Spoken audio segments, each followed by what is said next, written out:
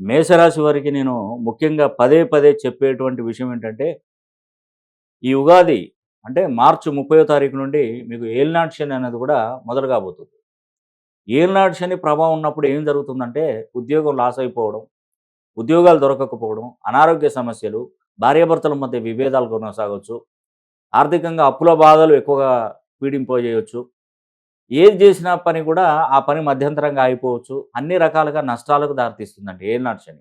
అలాంటి ఏలినాటి శని నుండి మీరు విముక్తులు కావాలంటే కుంభరాశిలో శనీశ్వరుడు ఉన్నప్పుడు మాత్రమే శని హోమం చేయించుకోవాలి.